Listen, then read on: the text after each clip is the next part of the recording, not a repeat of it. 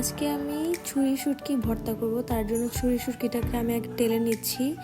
দেন এটাকে আমি কতক্ষণের জন্য ভিজিয়ে রেখেছি যেন একটু নরম হয়। তারপর ভালো করে ধুয়ে আমি এটাকে একটু টেলে নিব। এর জন্য একটু তেল দিয়ে আমি ভালো করে ভেজে নিচ্ছি। দেন তারপরে আমি এটাকে হাতে মেখেই ভর্তা করব। এর জন্য আমি প্রথমেই মরিচটাকে আগুনে পুড়ে নিয়েছি। দেন তারপর হচ্ছে আমি এই পেঁয়াজ, মরিচ, কাঁচামরিচ মানে ভর্তা বানাতে যেরকম যা যা কিছু লাগে ওগুলোই অ্যাড করতে পারেন। তো এই জন্য আমি পেঁয়াজ, তারপর একটু লবণ, একটু ধনিয়া পাতা, এগুলো সব কিছু মিলিয়ে একসাথে ভালো করে মেখে নিয়েছি। তারপর ওই ভাজা শুটকিটা এটার মধ্যে দিয়ে দিলাম। তারপর আমি একটু স্বাদটাকে একটু বাড়ানোর জন্য একটু লেবু দিয়ে দিব। লেবুটা দিলে এটা খুবই ভালো একটা স্মেল আসে। এই তো রেডি আমার শুটকি ভর্তা।